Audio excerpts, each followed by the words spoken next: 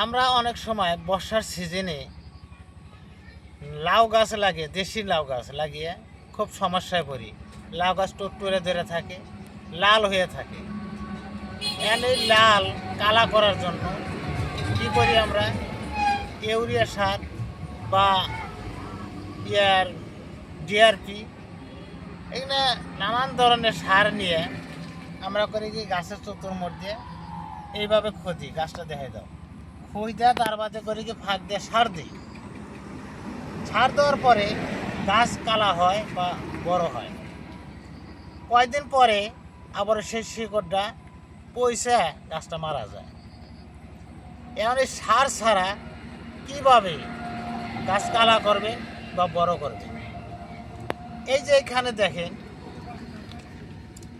এটা কলার শসা, এটা পাকা কলার শসা। এখন এই ভিডিওটা দেখতে দেখতে সাবস্ক্রাইব করেন, লাইক দেন। সাবস্ক্রাইব করলে আপনারই লাভ, ভিডিও ছাড়ার সাথে আপনি আগে পাবেন। এই কলার শসাটা 3 দিন আগে পাকা কলা খাইয়ে ওই চোষাটা একটু ভিজিয়ে থুয়েছি বালতিতে, ভিজিয়ে থুয়ে এই পানিটা এই গাছের গোড়ায় দিব। এখন এই পানিটা যে দিমু, এই পানির মধ্যে কি আছে? এই কলা চোষা কলা ভিজানি পানির মধ্যে আপনার পটাশিয়াম, ম্যাগনেসিয়াম, ফসফরাস, ক্যালসিয়াম থাকে। বেশিরভাগ আপনার পটাশিয়াম থাকে।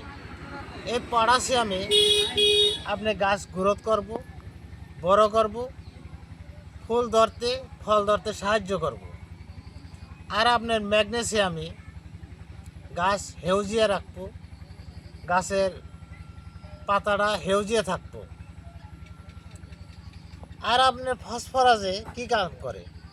এই ফসফরাসে নতুন করে শিকড় জ্বালাইব, আর শিকড় গেলে মাটির গভীরে যাব। গভীরে যেয়ে আপনার মাটির ভিতরে যারা আপনার গাছের খাদ্য আছে সেই শিকড়ে টাইনে নিয়ে আসবে। তাহলে আপনারা এইভাবে আমার মতন এইভাবে সার ছাড়া এই পানি দিয়ে ট্রাই করে দেখতে পারেন, ইনশাল্লাহ লাভবান হইবার পাবেন। আজকে এ পর্যন্তই, খোদা হাফেজ।